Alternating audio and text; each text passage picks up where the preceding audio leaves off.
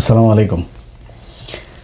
আপনারা একটা রক্তক্ষয়ী সংঘর্ষ, একজন রাক্ষসের মুখ থেকে এই দেশটাকে 1400 মানুষ জীবন দিয়ে বাঁচিয়ে দিয়ে গিয়েছে। সেখান থেকে 2 বছর দূরত্বেও নাই, 2 বছরেরও কম সময় হয়েছে। সেখানে দাঁড়িয়ে আপনারা যেটা করছেন, আপনারা এখন গুপ্ত সুপ্ত নিয়ে নিজেদের ভেতরে কামড়াকামড়ি করছেন, লুটপাট, তারপরে নিজেদের ভেতরে মারামারি যা আছে, বিএনপির ভেতরে বিএনপির জামাতের সাথে নানান ধরনের দ্বন্দ্ব এখন চলছে। অথচ কয়েকদিন আগে আপনারা একসাথে মার খেয়েছেন, একসাথে গুম হয়েছেন, একসাথে রিমান্ডে গিয়েছেন, একসাথে জেলখানায় থেকেছেন, একসাথে মশারি নিয়ে ধান খেতে ঘুমিয়েছেন। আপনারা সেটা ভুলে গিয়েছেন। অথচ আমরা যে কত ভয়ঙ্কর একটা পরিস্থিতির ভেতরে, কত বিপজ্জনক জায়গার ভেতরে এই দেশটা দাঁড়িয়ে আছে, এটা আপনাদেরকে অনুমান করার, বিবেক বুদ্ধি দিয়ে চিন্তা করার সেই শক্তি বোধহয় আল্লাহ আপনাদের দেয় নাই। এখনও ঘাড়ের উপরে নিঃশ্বাস ফেলছে সেই রাক্ষস। 2 দিন পরপরই বলে আসতেছি, খেয়ে ফেলবো, লিস্টিং করছি, কারা কারা করেছে। একজনও বাঁচতে পারবেন। আমি আজকে একজনের বিরুদ্ধে, আপনি আর আমার বিরুদ্ধে যেই কয়জন আছে, যারা এনসিপি বলেন, জামাত বলেন, বিএনপি বলেন, যারা পুলিশে এখন বিভিন্ন বড় বড় পদে এসে, কেউ কি বেঁচে আসতে পারবে এখান থেকে? যদি আওয়ামী লীগ আবার ইন্ডিয়ার সহায়তা যদি বাংলাদেশে ঢোকে, আপনার মনে হয় একজন বাঁচতে পারবেন? আগে তো নিজের জীবন বাঁচাবেন, এরপরে লুটপাট করেন, গুপ্ত সুপ্ত বালছাল নিয়ে মারামারি করেন, যেটা পরে করেন। আগে দেশের স্বাধীনতাটা, সার্বভৌমত্বটাকে তো আগে ঠিক করে নেবেন, মেরামত করে, যে আমি এখন সিকিউর, এরপরে আপনি কামড়াকামড়ি করেন, খাওয়া দাওয়া করেন। আপনাদের অবস্থা দেখলে মনে হয় অ্যাজ ইফ আপনারা একটা স্বাভাবিক নির্বাচনের মধ্য দিয়ে আসছেন। 5 বছর পর আরেকটা সরকার আসলে কি হবে? কিছুই হবে না। আপনার মাথায় রাখতে হবে, অন্তত যদি কমও হয়, তাও 20 বছর আপনাকে আওয়ামী লীগকে ক্ষমতার বাইরে রাখতে হবে। তার একটা মহাপরিকল্পনা আপনাদের করা উচিত ছিল, সেটা না করে আপনারা করছেন। আজকে যে বিষয়টা আপনাদেরকে বলবো, এটা বললে বুঝতে পারবেন যে কত ভয়ঙ্কর জায়গায়, কত বিপজ্জনক জায়গায় তারেক রহমানের জীবন, আপনাদের জীবন, আমাদের জীবন দাঁড়িয়ে আছে। তাহলে বুঝতে পারবেন।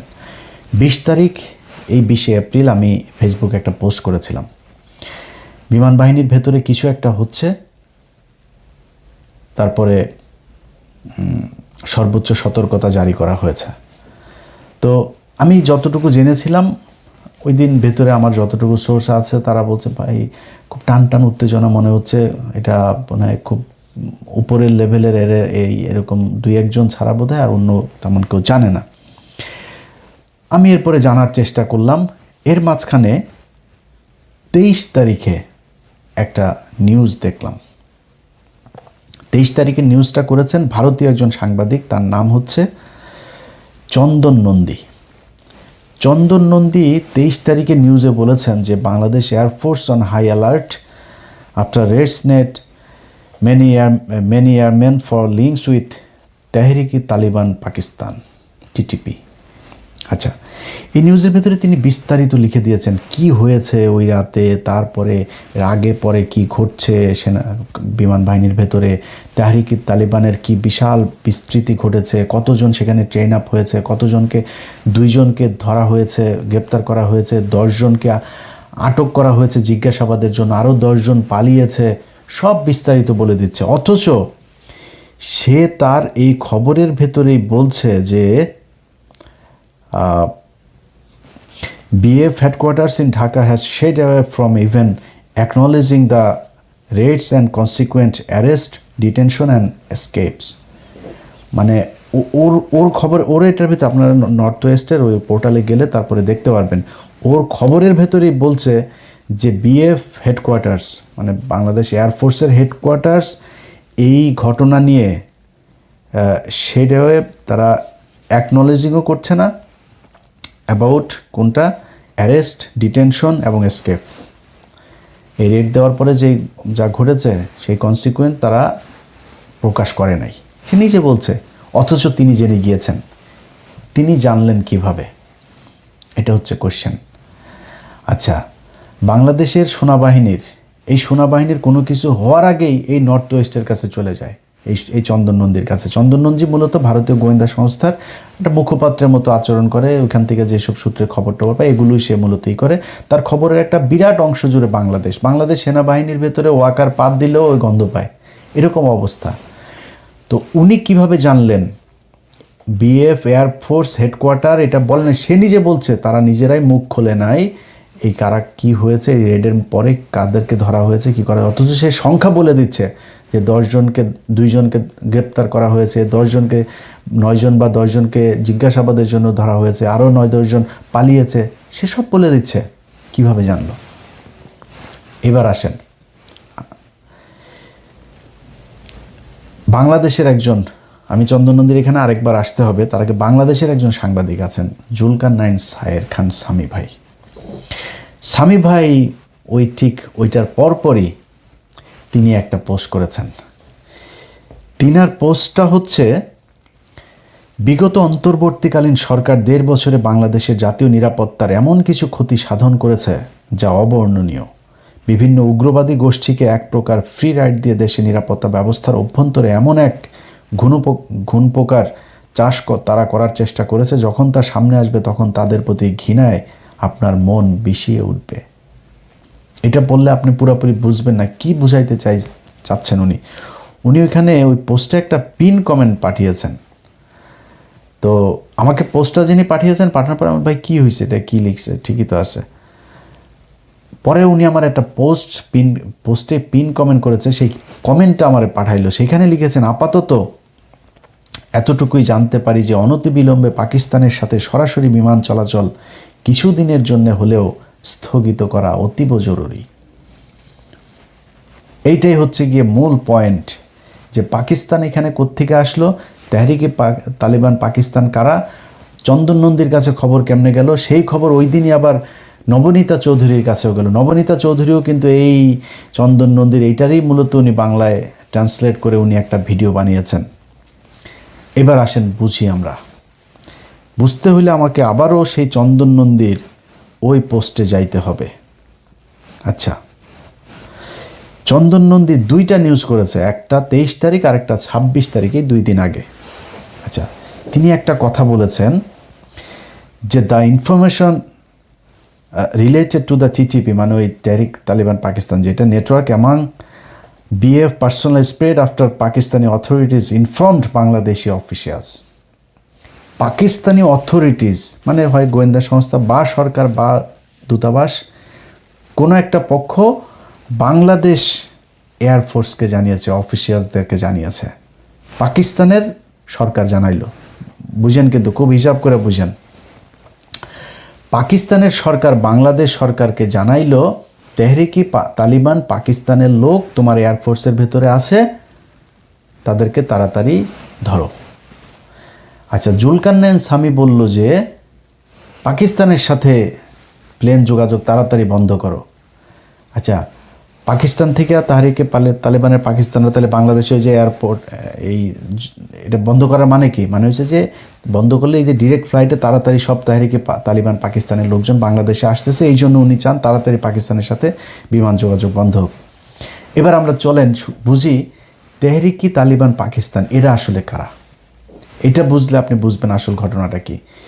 তেহরিকি তালিবান পাকিস্তান কয়েকদিন আগে 2টা ছেলে এদের সাথে গিয়ে যোগ দিয়েছিল, পাকিস্তানের মিলিটারির সাথে যুদ্ধ করেছে।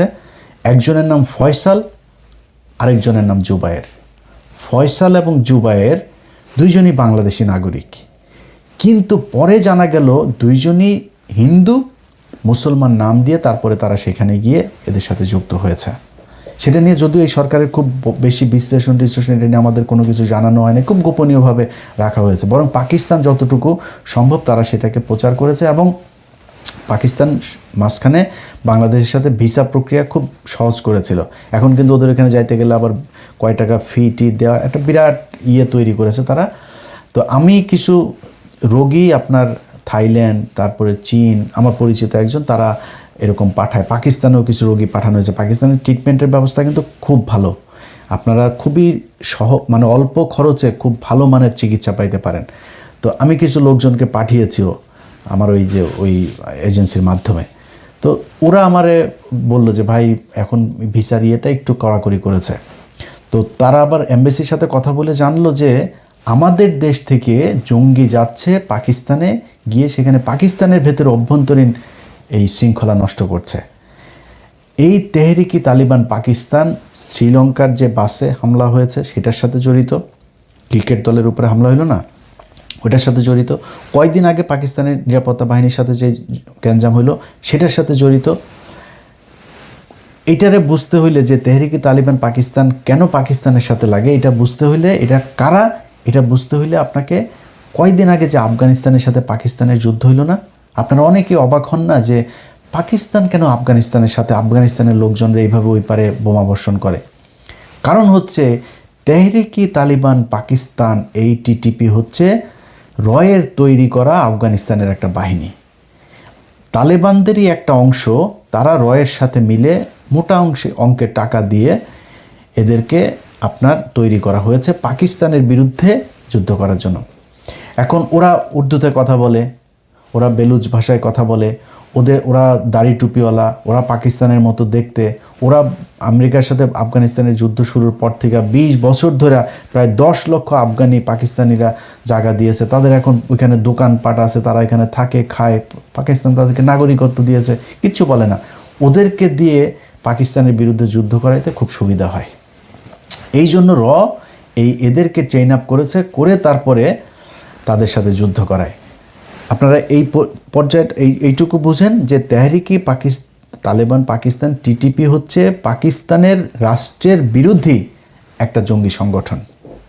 এই যে মাঝে মধ্যে বোমা টোমা ফুটায়, এরা ফুটায়, এরা ওদের বিরোধী। যেই কারণে পাকিস্তানের সরকার বাংলাদেশ সরকারকে বলেছে যে তোমরা তাড়াতাড়ি তৎপর হও, এই তেহরিকি তালিবান পাকিস্তান এটা রয়ের সংগঠন, এরা তোমাদের ভেতরে ঢুকেছে। এইবার কোশ্চেন হচ্ছে তেহরিকি তালিবান পাকিস্তান বানাইলো পাকিস্তানের সাথে যুদ্ধ করার জন্য পাকিস্তানের ভেতরে, কিন্তু আমাদের দেশে কেন পাঠিয়েছে? এইটা হচ্ছে গিয়ে মূল বিষয়। এইটা বুঝতে পারবেন যে আপনি কত বিপদে আছেন, আপনার তারেক রহমান কত বিপজ্জনক জায়গায় দাঁড়িয়ে আছে, আমার পুরো দেশের সার্বভৌমত্ব কতটা বিপজ্জনক জায়গায় দাঁড়িয়ে আছে। বাংলাদেশের এই এয়ারফোর্সের ভেতরে তাদের এইটা ঢুকানোর পেছনে গেল 6 মাস ধরে তারা কাজ করছে। আপনারা এই ওর আর্টিকেলটা পড়লেই সব দেখতে পারবেন। সেখানে 6 মাসেরও বেশি সময় ধরে তারা কাজ করছে। আপনার জহুরুল ইসলাম যে এয়ারবেজ আছে চিটাগাংয়ে, সেখানে মসজিদের ইমামকে এই তেহরিকি তালিবান পাকিস্তানের একজন এজেন্টকে ঢোকানো হয়েছে। মসজিদের ইমাম সে। এখন বাংলাদেশকে কেন টার্গেট করা হলো সেটা বুঝতে কয়েকদিন আগে ভারতের আরেকজন সাংবাদিক আর একজন সেনাবাহিনীর কর্মকর্তা, রিটায়ার্ড একজন কর্মকর্তা, দুইজন একটা কথা বলেছিল যে তারেক রহমান ভারতের সাথে যে কথা দিয়ে বাংলাদেশে ঢুকেছিল লন্ডন থেকে, সেই কথা তারেক রহমান শুনছেন না। এটা কিন্তু সত্যি কথা। তারেক রহমান ভারতের সাথে তার একটা মিটিং হয়েছে, একটা না একাধিক মিটিং হয়েছে তার, এবং সেখানে সে এই কথাগুলো বলে এসেছে যে হ্যাঁ আমরা তোমার কথা শুনবো। এখন আপনি বলবেন তারেক রহমান কি এই তাহলে খারাপ কাজ করেছে, এটা মানবেন না? তারেক রহমান খারাপ কাজ করে নাই। এর কারণ হলো গিয়া খালেদা জিয়া যখন 111 সরকারের সময় জেলে ছিল, শেখ হাসিনার আগে এই জেনারেল মাসুদ টাসুদ এরা আগে গিয়েছিল খালেদা জিয়ার কাছে যে ম্যাডাম আমরা আপনাকেই চাই ক্ষমতায় আনতে, আমাদের এই 111 সরকারের এই জিনিসগুলো আপনি ইমডিউনিটি দিবেন এবং আমাদের এই জিনিসগুলো মেনে নেবেন। খালেদা জিয়া তো একরকম মানুষ, এসব দানাই পানায় বুঝে না। বলছে যে তোমার কাজ ক্যান্টনমেন্টে, তুমি এখানে রাজনীতি করতে আসছো কেন? এটা তোমার কাজ, যাও বেরো, একদম স্ট্রেট কার্ড বের করে। এগুলো আপনার এই যে প্রণব মুখার্জির বইতেও লেখা আছে। খালেদা জিয়া মানে নেই, না মানাতে কী হয়েছে, 111 পুরো ক্রেডিট উপভোগ করেছে শেখ হাসিনা। সে ক্ষমতায় আসলো, ইন্ডিয়ার কথা শুনলো, শুনে তারপরে খালেদা জিয়া শুনে নাই। খালেদা জিয়া ওই দিন যেটা করতে পারতো, ওদের কথা শুনে ক্ষমতায় এসে তারপরে বিট্রে করতে পারতো। তারেক রহমান ঠিক ওইটাই করেছে আমার বিশ্বাস। তারেক রহমান তাদেরকে বলেছে হ্যাঁ ঠিক আছে আমরা এইভাবে, কি চেয়েছে ভারত চেয়েছে, মানে আমি কেন বলছি যে তারেক রহমান ঠিকটাই করেছে সেটারও প্রমাণ দিচ্ছি আপনারা। ওই সাংবাদিক এবং রিটায়ার্ড অফিসার দুইজনই একটা কথা বলেছিল, তারেক রহমান কয়েকটা জিনিস এই ভারতের কাছে কথা দিয়েছিল। এক, আওয়ামী লীগকে স্বাভাবিক রাজনীতিতে ফিরতে দিতে হবে, শেখ হাসিনাকে ফিরিয়ে নিতে হবে, তাকে আটক করা যাবে না। তারপরে সেভেন সিস্টারের যে বিচ্ছিন্নতাবাদীগুলো আছে এগুলো ভারতের সাথে মিলে একসাথে কাজ করতে হবে তাদেরকে নিশ্চিহ্ন করার জন্য, নির্মূল করার জন্য। এবার বলেন তারেক রহমান সেটা শুনেছে কিনা, শুনবে কিনা, মানে আমি কেমনে বলবো যে তারেক রহমান ভারতের কথা শুনে নাই, বিট্রে করে নাই? এই সাংবাদিক এবং এই রিটায়ার্ড অফিসারই বলেছে তারেক রহমান ভারতের কথা শুনছে না। এখন শুনছে না কেন, যে আসলেই এটার প্রমাণ কি? 111-এর মাসুদকে ধরা হয়েছে, মামুন খালেদকে ধরা হয়েছে, খালেদ মামুন, এই যে মামুন খালেদ আপনার ডিজিএফআই চিফ ছিল, যে ডিজিএফআই ডিরেক্টর আরেকটারে ধরা হয়েছে, 4-5 জনের ধরা হইলো না? আপনার কি মনে হয় ভারত কোনো দিন তারেক রহমানকে এটাতে সাপোর্ট দিচ্ছে বা তারেক রহমানের এটা মেনে নিচ্ছে? ভারত মেনে নিচ্ছে না, কিন্তু তারেক রহমান সেটা করেছে। আচ্ছা, আইপিএলের খেলা বাংলাদেশে নিষিদ্ধ করেছিল ইউনূস সরকার, তারেক রহমান সেটা বহাল রেখেছে। এটা আপনার মনে হয় ভারতের কোটি কোটি ডলার খরচ মানে অপচয় হয়েছে, এটার কারণে লস হয়েছে? তারপরে আওয়ামী লীগের কার্যক্রম নিষিদ্ধ তো ছিল, ওইভাবে থাকতো, আইনে পরিণত করার দরকার আছে, তারেক রহমান সেটা করেছে। অনেক কিছুই আপনারা দেখছেন উপরে উপরে যে না মনে হচ্ছে ভারতের সাথে দিয়ে, ভারতের বাংলাদেশের পররাষ্ট্রমন্ত্রীকে যেতেই হবে, তার সাথে কি আমরা ডিপ্লোমেসি ডিসকানেক্ট করেছি নাকি? তো তার তো হইতেই হবে, তার এখানে যাইতেই পারে কিন্তু ভেতরে ভেতরে যেটা করার তারেক রহমান কিন্তু সেটাই করছে। এই কারণেই আমার যে সূত্র, সেই সূত্র আমাকে যেটা জানিয়েছে যে তারেক রহমানকে হত্যা করে তারপরে দেশের ভেতরে একটা অস্থিতিশীল পরিস্থিতি তৈরি করবে, কিন্তু তারপরে সরকার আবার ক্ষমতায় আসবে বিএনপি। তারেক রহমানের এই যেই শেষ কৃত্যের যে অনুষ্ঠান, দাফন কাফন যা যা হবে, এই দাফন কাফনের সময় বিশাল আকারে রাষ্ট্রীয় শোক টোক দেওয়া হবে। তারেক রহমান এই জাতির বিশাল এক কিছু ছিল, সব কিছু বলা হবে। বিএনপির নেতারা কান্নাকাটি করে পায়জামা ভিজায় ফেলবে, সব হবে। কিন্তু বিএনপির যে দ্বিতীয় সারির যেই নেতারা বিএনপির হাল ধরবে, ক্ষমতায় আসবে, সেই ব্যক্তিরা হচ্ছে গিয়ে তারেক রহমান যা করছিলেন তার ঠিক উল্টাটা করবে। যেটা বলবে সেটাই করবেন, এই পরিকল্পনা নিয়ে তারপরে তারা আগাচ্ছিলেন সেনাবাহিনীর ভেতরে একটা কু করার জন্য। এবার বুঝতে পারছেন? আপনারা পুরো ঘটনার সব যদি নাকি একসাথে মিলানোর পরে দেখতে পারবেন যে তেহরিকি তালিবান পাকিস্তানের টিটিপির সাথে ভারতের যেই যোগসাজেশ, সেইটা দিয়ে তারা পাকিস্তানের সাথে ওই দিকে ফাইট করছে, আর এই দিকেও ভারতের বিরুদ্ধে যারা কাজ করবে তাদেরকে এই করার জন্য এই তেহরিকি তালিবান পাকিস্তান নাম দিয়ে তারপরে করা হয়েছে। এখন এর পরপর পুলিশ হেডকোয়ার্টার একটা বিজ্ঞপ্তি দিয়েছে। সেই বিজ্ঞপ্তিটার ভেতরে আমি জানি না যে এটার কৌশল নাকি এটা বিষয়টা এরকমই। পুলিশ হেডকোয়ার্টার বলেছে, নিষিদ্ধ ঘোষিত উগ্রবাদী সংগঠনের সমর্থক কর্তৃক গুরুত্বপূর্ণ স্থাপনায় হামলার পরিকল্পনা সংক্রান্ত গোপন ও জরুরি গোপনীয়। এটা দিয়েছে 23 এপ্রিল। ওই যে তারিখ মনে আছে, যেই 23 এপ্রিল চন্দন নন্দী আপনার নিউজ করলো, সেই 23 তারিখে পুলিশ হেডকোয়ার্টার এটা দিল। ওর পরের দিনই আবার জুলকারনাইন স্বামী ভাইও এটা নিয়ে করলো। ওই দিনই আবার নবনীতা চৌধুরীও নিউজ করলো। সবগুলোর একসাথে মিলান, তাহলে বুঝতে পারবেন যে খেলাটা কোথায়। এখন পুলিশের বিষয়টা আমি এখনো স্পষ্ট না। পুলিশ যেটা বলেছে নিষিদ্ধ ঘোষিত উগ্রবাদী সংগঠন, তো এই নিষিদ্ধ ঘোষিত উগ্রবাদী সংগঠনটা কি ইসলামী কোনো নিষিদ্ধ ঘোষিত সংগঠন নাকি কোনটা, এটাই না। এখন যদি পুলিশকে সর্বোচ্চ সতর্ক অবস্থায় রাখার জন্য এটা একটা কৌশল হয়ে থাকে তাহলে ভালো।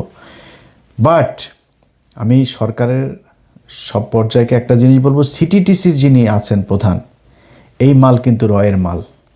অতএব তার এখানে আবার তার আলোচনাও কয়দিন ধরে হচ্ছে, সে তার বক্তব্যের প্রেক্ষিতে বা তার তথ্যের প্রেক্ষিতে যদি এই জঙ্গি সংগঠন, উগ্রবাদী সংগঠনের হামলার নাশকতার এই আওয়ামী লীগের মতো যদি ছক সাজানোর কথা বলে থাকেন, তাহলে কিন্তু বিপদে বিএনপি আরেকবার পড়বেন।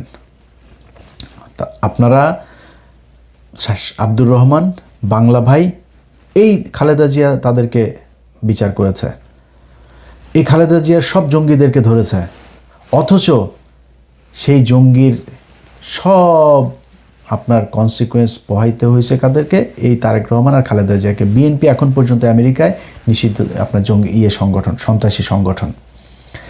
তো আপনাদের যদি নাকি এখন এই মুহূর্তে যদি এই জঙ্গিদের নাম দিয়ে যদি আপনারা অভিযান পরিচালনাও করেন, না করে যদি সেইটারে নির্মূলও করেন, এটা যদি অ্যাকনলেজ করেন যে হ্যাঁ আমরা এটা মেনে নিলাম এই দেশে জঙ্গি আছে এবং আমরা জঙ্গি মারছি, এটাও কিন্তু আপনাদের বুমেরাং হবে।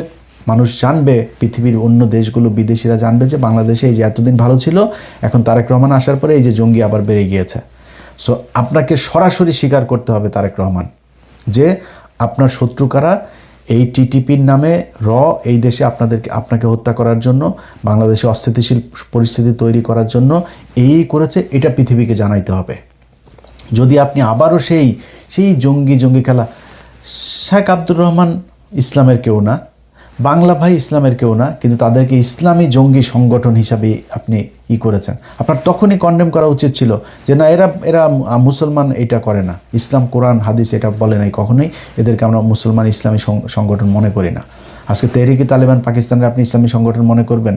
যারা প্রতিদিন পাকিস্তানে এইখানে ওইখানে বোমাবাজি করে, পাকিস্তানের সাথে যারা মারামারি করে, যারা পাকিস্তান আফগানিস্তান দুইটা দেশের ভেতরে এরকম যুদ্ধ বাঁধিয়ে দিয়েছে, তাদেরকে আপনি মুসলমান মনে করবেন? এরা মুসলমান না। আমাদের দেশে যারা এই তাহরিকে তালেবান পাকিস্তানের নামে যারা করছে, এরাও মুসলমান হইতে পারে না। এটা আপনাকে সরাসরি বলতে হবে যে যুদ্ধ যদি করেন, সেই 10 ট্রাক অস্ত্র মামলার দিন যারা কিনা, যেই পুলিশের সার্জেন্ট হোক, টিআই হোক আর যেই হোক, এই অস্ত্র যারা ধরেছিল, সেই অস্ত্র তাদেরকে নাই করে দেওয়া উচিত ছিল। নামার পরে আপনি ঘুমটা দিয়ে লাভ নাই, তাদেরকে নাই করে দেওয়া উচিত ছিল। আপনি ধরার পরে সারা পৃথিবী জেনেছে যে 10 টাকা অস্ত্র মামলা উলফার কাছে যাচ্ছে, এটা মানুষ জানে কোথায় যাচ্ছে, কি হয়েছে, কি হচ্ছে। আজকে আপনি যদি নাকি আসলেই ভারতের সাথে খেলতে চান তারেক রহমান, আপনাকে প্রকাশ্যে ঘোষণা দিতে হবে এই দেশের প্রতিটা মানুষ আপনার জন্য জীবন দেওয়ার জন্য প্রস্তুত আছে। আমি ইলিয়াস হুসাইন বললাম, আমি নির্বাচনে আপনার বিরোধিতা করেছি, সামনের বার নির্বাচন হইলে সামনের বারও হয়তো আপনার বিরোধিতা করব। বাট যদি দেখি আপনি ভারতের কারণে কোনো সিকিউরিটি ইস্যুর মধ্যে আছেন, নিরাপত্তা ঝুঁকিতে আছেন, আপনার কোনো সহায়তা লাগবে, আপনার জন্য জীবন দিতে হবে, আমি বাংলাদেশের নাগরিক হিসাবে আমি সবার আগে আপনার জন্য জীবন দিতে প্রস্তুত আছি। আপনি বাংলাদেশের, আমরা একটা জেনারেশন তৈরি করেছি, যেই জেনারেশনের 18 কোটি মানুষ, খালি আওয়ামী লীগের এগুলো বাদে আর হিন্দুদের ভেতরও একটা বিশাল অংশ এই ভারতের বিরুদ্ধে যুদ্ধ করার জন্য প্রস্তুত আছে। সো আপনাকে ঘোষণা দিতে হবে যুদ্ধটা কি বেঁধেছে, কাদের সাথে যুদ্ধ, এটা আপনাদের বলতে হবে। না হইলে এই যে স্বামী ভাইয়ের মতো এরকম কিছু লোকজন, চন্দন নন্দীর মতো এদের এরকম কিছু লোকজন কি করবে, একটা ঘটনাকে অন্যদিকে, পুরো ঘটনাটা হইল গিয়া পাকিস্তান আমাদেরকে বাঁচাইলো, পাকিস্তান তাদের গোয়েন্দা সংস্থা আমার দেশের সেনাবাহিনীর বালবাহিনীর এরা খবর পায় না, পাকিস্তানি গোয়েন্দা সংস্থা আমাদেরকে জানাইলো, তারেক রহমানের জীবন বাঁচাইলো, সরকার পতন ঠেকাইলো। অথচ আমরা এখন বলছি কি বিমান চলাচল নিষিদ্ধ করতে হবে পাকিস্তানের সাথে। পাকিস্তানকে বাংলাদেশের সব ধরনের সিকিউরিটি, তারেক রহমানের সিকিউরিটি পর্যন্ত পাকিস্তান থেকে নেওয়া উচিত, চীন থেকে নেওয়া উচিত, আমেরিকা থেকে, টার্কি থেকে, যারে দরকার হয়। ভারতকে আপনার মোকাবেলা করার জন্য যেটা দরকার হয় আপনি সেটা করতে হবে। আমার কোনো সমস্যা নেই, আমেরিকার সাথেও কোনো সমস্যা নেই, চীনের সাথে নেই, পাকিস্তানের সাথে নেই, টার্কির সাথে, কারোর সাথে নেই। আমার সমস্যা ভারতের সাথে, এইটা আপনাকে বুঝতে হবে। যদি আপনি সরাসরি এইভাবে না বলেন, এই গোজামিল দিয়া এইভাবে পুলিশের কিছু জাউরাগুলো তো আছে এখনও, সেনাবাহিনীর এই যে ওয়াকার বাহিনী আছে, এই ওয়াকার বাহিনী দিয়া তারপরে মানুষের মাঝে বিভ্রান্তি তৈরি করবে। পৃথিবীর কাছে আপনি যেটাই জানেন আর না জানেন, কিন্তু এই যে লেখালেখি, এই যে চন্দন নন্দীর যে লেখা, তারপরে মিডিয়াতে যা আসবে, এই যে পুলিশের যে হেডকোয়ার্টার থেকে যেটা দেওয়া হলো, এটা কি প্রতিটা দূতাবাসে যায় নাই? প্রতিটা দূতাবাসে এটার খবর পায় নাই? কি জানলো, মেসেজটা কি গেল তাদের কাছে যে বাংলাদেশে আবারও জঙ্গি মাথা চারা দিচ্ছে? এই বাংলাদেশে গেল 2 বছরে কোনো দিন তো জঙ্গি হামলা হইল না। হাসিনা না থাকলে নাকি এই দেশে জঙ্গি দিয়ে ভরে যাবে, কই জঙ্গির কোনো কিছু তো আমরা দেখলাম না, এখনও তো জঙ্গি নাই। এত মানুষ মারলেন, সেই মানুষগুলোরে যে খামাখা ফাও মারলেন, এই মানুষগুলো তো নিষ্পাপ, নির্দোষ মানুষগুলোকে জঙ্গি বানায় তারপরে করা হইলো। অতএব বিএনপির কাছে অনুরোধ থাকবে, আল্লাহর ওয়াস্তে এই জঙ্গি খেলা বন্ধ করেন। ভারতের সাথে যে যুদ্ধ করছেন এটা সরাসরি প্রকাশ করেন, সরাসরি প্রকাশ করে তারেক রহমান আপনি দরকারে আপনার যেই সিকিউরিটি দরকার, খালি এয়ার ডিফেন্সটা আপনি ঠিক করেন, এই দেশের মানুষ আপনাকে নিরাপত্তা দিবে। যদি খালি এটা আপনি প্রকাশ করতে পারেন যে ভারতের সাথে আপনি খেলছেন, মানুষ আমি ইলিয়াস বললাম, আমি প্রথম বিমানের টিকিট কাটবো যেদিন বুঝবো যে বিএনপি ভারতের সাথে লেগেছে। আল্লাহর কসম করে বললাম, আমি প্রথম ব্যক্তি হব বিদেশ থেকে প্লেনের টিকিট কেটে বাংলাদেশে ঢুকবো ইনশাল্লাহ। যাই হোক, সবশেষ যারা এই যে গুপ্ত সুপ্ত টুপ্ত এইসব নিয়ে গ্যাঞ্জাম করছেন, আপনাদের কাছে অনুরোধ থাকবে ভাই, দেশের অবস্থা কিন্তু ভয়ঙ্কর। আপনি এগুলি যদি বাদও দেন, দেশও যদি চালাইতে চান, এই যে তেলের যেই সংকট দেখায় দিয়ে গেল, এটার কারণে কি একটা দুইটা জিনিস হবে? আপনার ফসল নষ্ট হয়েছে, পাট নষ্ট হয়েছে, ধান নষ্ট হয়েছে, ঝড়ে সারা দেশে কালবৈশাখী ঝড় চলছে, এটাতে ব্যাপক ক্ষয়ক্ষতি হয়েছে। সামনে খাদ্য সংকট দেখা দিবে। তেল আপনারা কতদিন এই বেশি দামে কিনতে হয় তার কোনো ঠিক নেই। সামনে আপনি কার কাছ থেকে কে আপনারা তেল দিবে, কার কাছ থেকে নিতে পারবেন, কোন দিক থেকে কী করবেন, আপনার সেগুলির কোনটা কি ঠিক করা হয়েছে জানি না।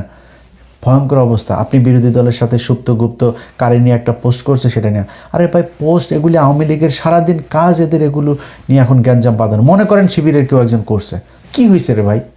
জাইমা রহমানরে নিয়ে মনে করেন বললো, আপনারা এখন জাইমা রহমানরে নিয়ে বলার পরে এত আপনার কষ্ট লেগে গেছে। এই জাইমা রহমানরে একজন মন্ত্রী, সিটিং একজন মন্ত্রী, এই যে মুরাদ কি বলেছিল, এই মন্ত্রী বলেছে জাইমা রহমানের ব্যাপারে যা মনে চায় তাই খারাপ ভাষায় কথা। ওই তখন মন্ত্রীর বাসায় গিয়ে তো হামলা করতে পারেন নাই? তখন তো আপনাদের এত দেশপ্রেমিক জাইমা প্রেমিক লোকগুলির আমরা রাস্তায় দেখলাম না।